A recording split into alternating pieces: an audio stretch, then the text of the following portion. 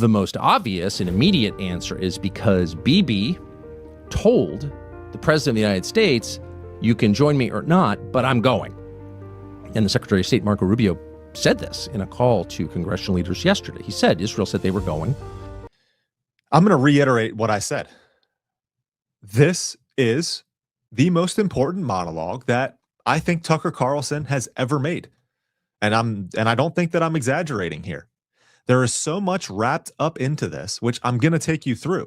But the United States is engaged in this conflict with Iran simply because Bibi Netanyahu and our state and the state government of Israel, forced our hand here. Secretary of State Marco Rubio, he let this slip also, revealing this truth. I'm going to bring in Tucker here, and then we'll go from there. How did this tiny country with no resources and 9 million people convince the world's great superpower with the greatest military in history to do its bidding in a way that was going to hurt it? Well, again, many layers to that question, but you can join me or not, but I'm going. And the Secretary of State, Marco Rubio, said this in a call to congressional leaders yesterday. He said Israel said they were going. And at that point, you really only have two choices. You can get on board and try and help or contain Israel's war. That's part of the calculation here. Israel's going. Let's try and keep this within bounds.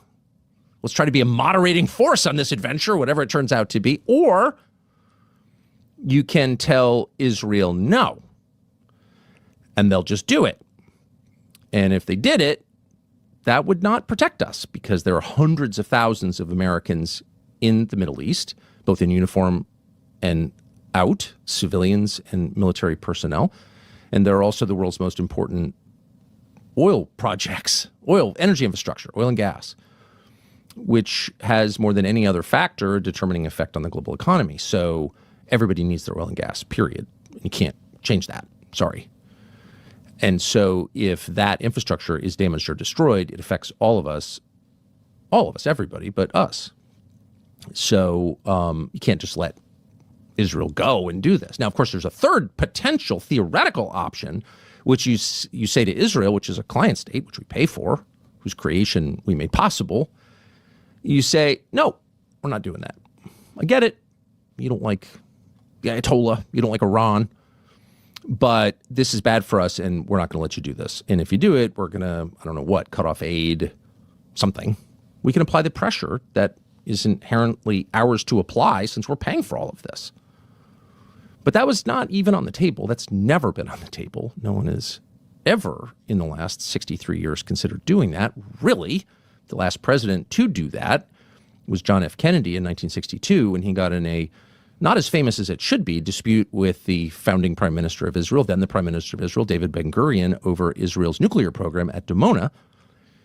And then President Kennedy said, no, I don't believe in nuclear proliferation. This is one of the pillars of my administration, and you can't keep testing, and I'm demanding inspections.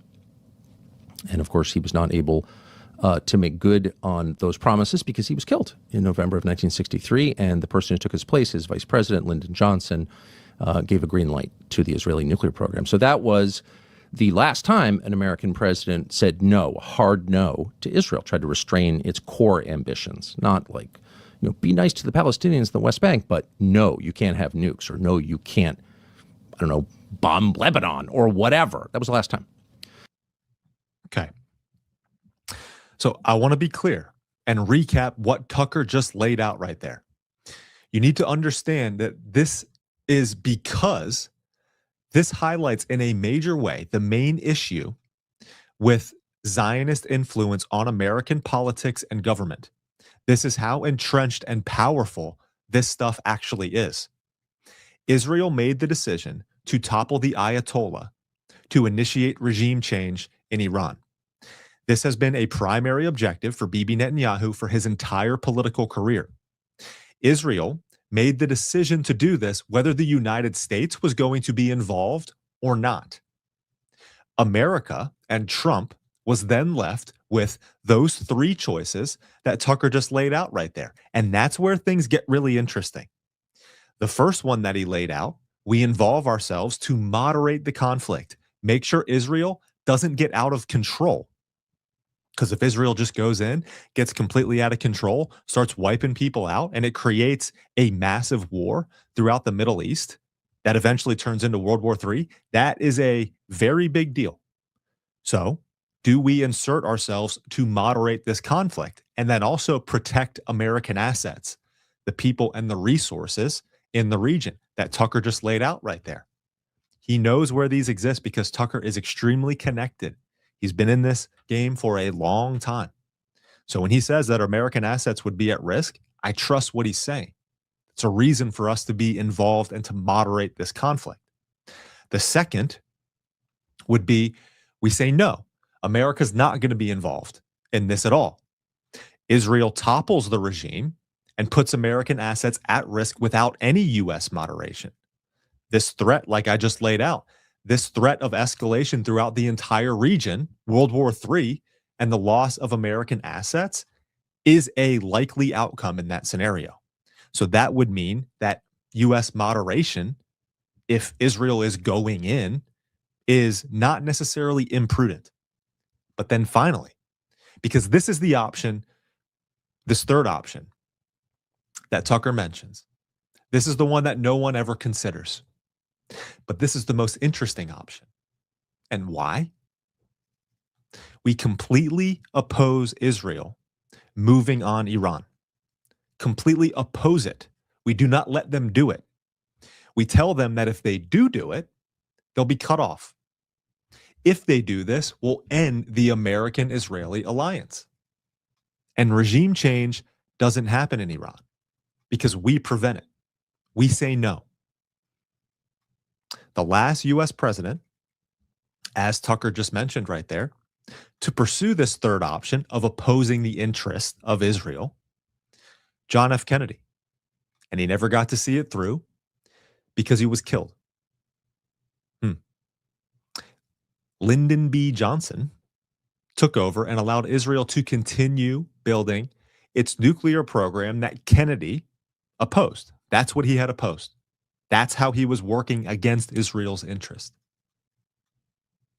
Lyndon B. Johnson allowed it to continue after Kennedy was assassinated. And why is option 3 not considered? Why isn't this ever considered? Zionism. Zionist influence within American politics and government. They all believe that America can never turn on Israel. Why? Why? Why do Zionists believe they can't turn on Israel? Because they would be cursed by God. 443, I think it is, out of 520 something, if I remember correctly. I don't remember the exact numbers. 440, that range plus or minus, out of 520 plus or minus members of the United States government, Congress, take money from the pro-Israel lobby. So if you think they're not entrenched, if you think they don't have major lobbying power, you are sorely mistaken.